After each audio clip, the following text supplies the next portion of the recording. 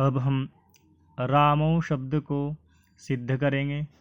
रामो शब्द को सिद्ध करने के लिए रामः शब्द की तरह ही सबसे पहले राम की अर्थ वद अधातु अप्रत्यय प्रातिपदिकम, इस सूत्र से प्रातिपदिक संज्ञा करेंगे।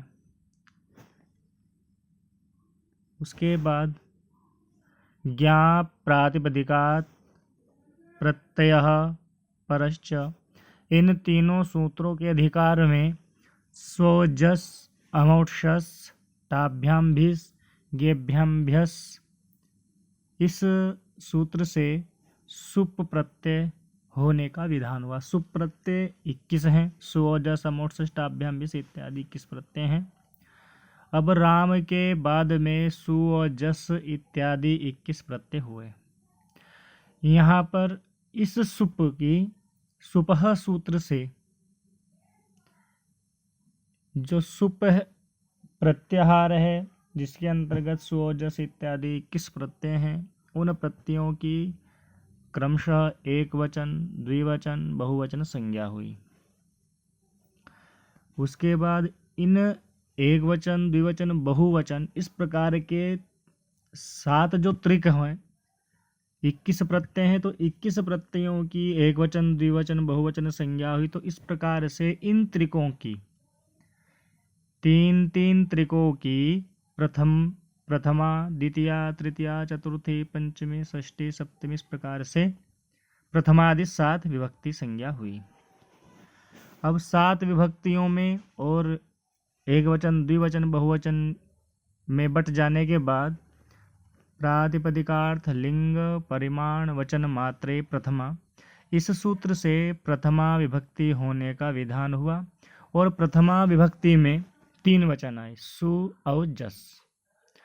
अब हमें यहाँ पर द्विवचन लाना है, तो इसलिए द्वैकयोर द्विवचनेक वचने, इस सूत्र से द्वित्व की विवक्षा में ये राम राम इस प्रकार की विवक्षा होने पर प्रथमा विभक्ति का 2 वचन आया। 2 वचन में औ प्रत्यय है, तो राम राम औ ऐसी स्थिति हुई।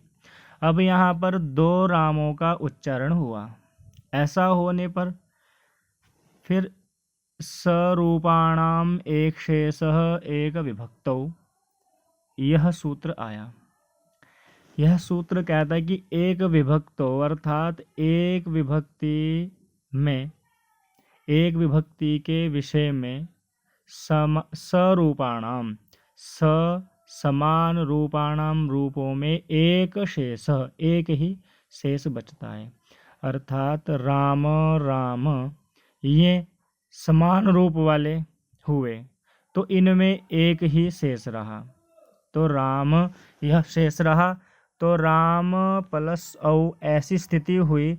तो यहाँ पर सूत्र आया प्रथमयोः पूर्व सवर्णः।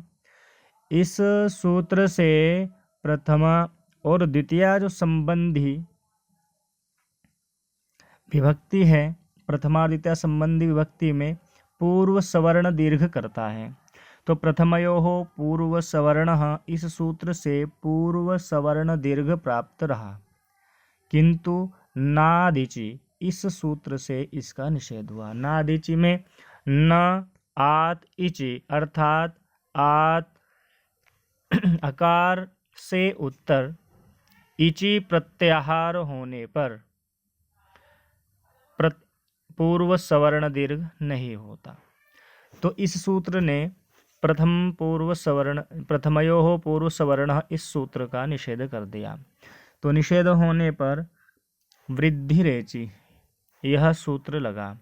तो वृद्धि रेचि से राम के आकार और औ में वृद्धि होने पर रामौ ऐसा रूप सिद्ध हुआ।